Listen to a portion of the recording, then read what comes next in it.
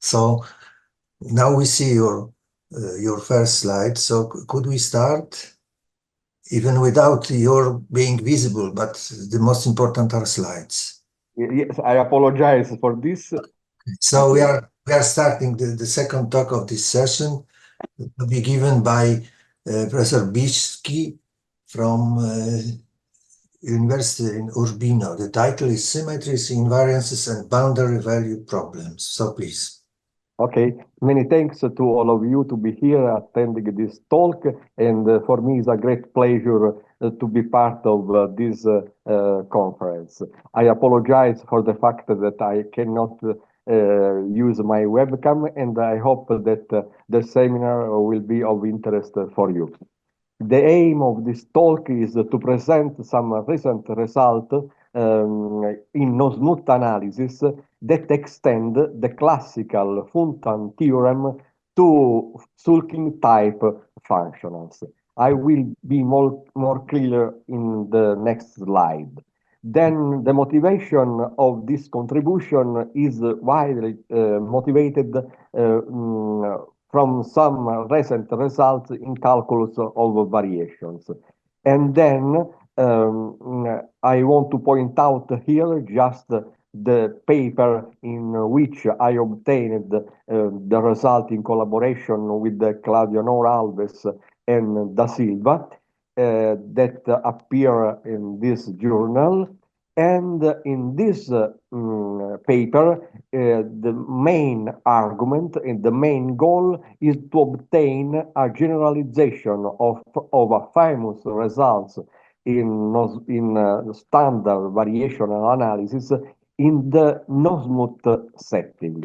The main idea that we use along the new proof is essentially based on topological and variational arguments, and some of them are collected and contained in a recent book that I wrote in collaboration with Patrizia Pucci and that has been published by De Gruyter in 2021. Okay, let me start with some basic facts.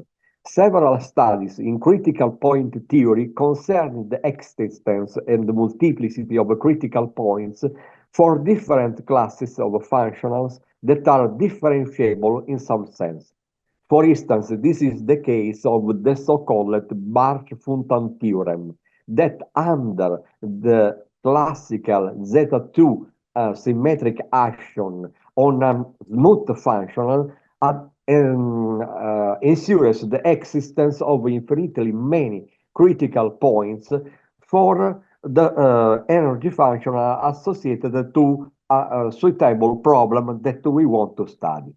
I don't want to be clear in this moment about the setting and also the description of the classical results of Barch and Willem. I just want to point out that is an abstract results that under suitable assumption on the underlying space X and on the regularity assumption on the functional J defined on X, if a certain geometry is verified, then you have the existence of infinitely many critical points for these functionals.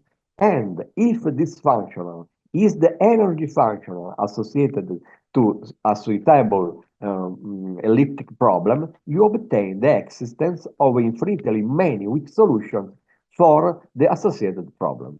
Then this is the importance of the abstract methods of Barch and Willem, is just to have functionals and studying the existence of critical points of these functionals in the sense that you want to prove the existence of infinitely many critical points for the functional, you have the existence of infinitely many weak solutions for the associated problem that you want to study. Okay, as I point out at the beginning, one of the key assumptions is a regularity assumption on the functional J that you want to use along your proof, and the structure of the Banach space X in which the functional is defined. After this, you need to have a correct geometry for the functional, and then if you have all this machinery here, you have the existence of infinitely many critical points. Okay, starting from the beginning, from the paper of Barsh and Willem, several generalization of their result, that is the so-called Funtan theorem, has been obtained in the literature. For instance, recently, Batkham and Colling studied an extension of the Funtan type results obtained by Barsh and Willem for functional phi that are C1, and they use a tau topology introduced by Krystevsky and Sulkin by proving a suitable extension also of a classical Burskov-Ulam theorem for this class of functions. After this, I want to emphasize that arguing by, as in Krzyzewski and Sulkin, a k-restrictive assumption of Batkham and Colling is the tau upper semicontinuity of the functional field. By using some idea developed by Chen and Wang successively of this result, Gu and Zhu are able to prove a more general version of the result obtained by Batkham and Colling without any request on the tau upper semi-continuity of the functional field. Then, at the beginning, you have just the Funtan theorem of Barsh and Willem. After this, you have this generalization that, in some sense, modified just the geometrical nature, the topological nature of the functional that you studied. In this case, I point out that a K assumption of Batkham and Colling is the tau upper semi-continuity of the functional field. After this, some other Funtan type results was established by Zhu without the compactness Pallesmeir condition that is requested at the beginning in the Funtan theorem of Barsh and Willem in their general initial version. As a meaningful consequence of this abstract result, Zhu studied the existence of infinitely many solutions for some nonlinear Schrödinger equation and the Dirichlet boundary value problem without the Ambrosetti-Rabinowitz subquadratic condition on the linearity F that you have in the problem. Okay, then I repeat again, you have several generalization of these results by changing the compactness condition with respect to the original version of Barsh and Willem, and also modifying the topology of the functional that you studied. However, these results that are obtained in the literature fail treating several mechanical and engineering questions, and this is the case of the so-called superpotential functionals. For this class of functionals, I want to mention here some contribution due to Papageorgiou, Radulescu, and Repov. After this, in 1981, independently of this study, of course, has been developed the so-called Nosmut analysis by Chang by using some previous idea developed by Clark. And in this setting, that is the poor locally Lipschitz continuous setting, some extension of famous variational methods, for instance, the Montampast theorem, the Ambrosetti-Rabinowitz theorem, and the saddle point theorem are obtained in this Nosmut setting. The main idea is then to consider a generalization of a possible results that you want to obtain in the Nosmut setting, and I want to restrict my attention to this class of functional that I describe here. From now on, I will say that a functional I satisfy or is the of a sulking type functional if the functional E is defined on X and is of this form, is phi plus psi, where phi is C1 and psi is a convex lower semi-continuous functional and proper. That means that psi is not identically plus infinity. Then the main idea is to extend the Funtan theorem of Barsch and Willem that in the classical version works for C1 functional to this new class of non-smooth functionals that have been introduced in the literature by Sulkin. And for this reason, we want to call this, according to the current literature, Sulkin type function. Then the main question is the following. Is it possible to prove a Funtan type theorem for Sulking type functionals? This is the main question. Then the answer of this question is yes, and I want to mention that in the pure locally Lipschitz case, this has been done by Dye. Now we want to study these abstract results for this more general class of functional. Concerning the general case, to the best of our knowledge, only a partial and again affirmative answer can be found in a paper of G and Sulking. More precisely, G and Sulking, by adapting the arguments of Barsch, studied the existence of Funtan solution for the following logarithmic Schrödinger equation, where V is a continuous function that is coercive at plus infinity. The energy functional is of the form given in equation 2, and in this case, the energy function is defined on the Sobolev space A, defined here, that is a subspace of H1 Rn.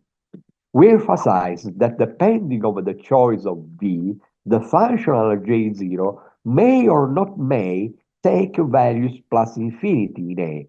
In particular, J0 cannot be in C1 ER. Moreover, as made in Alves, Moraes, Alves, and G.S. Squassina and Sulkin, the functional J0 can be decomposed as a sum of a functional that is of class C1, that is J1, and of a convex lower semi-continuous functional J2, and then in this case, J0 is a Sulking type functional. In order to prove their main result, G and Sulking proved that J0 satisfied the Funtan geometry. Successively, a suitable deformation lemma has been proved by adapting the idea previously developed by Squassina and Sulking. Finally, a recent analysis of the aforementioned deformation lemma ensures that the Funtan minimax level are also critical value for the functional J0. For the sake of completeness, we emphasize here that a key point along the proof of the model toy studied by G and Sulking is given by the smoothness of the energy functional J0 when the integral of the entire functional J0 are taken on a smooth bounded domain omega, that is J0 is C1 in H1 omega R. Then you, in some sense, not have a global regularity assumption on the functional J, but you have regularity when you restrict your functional to bounded domain omega in Rn.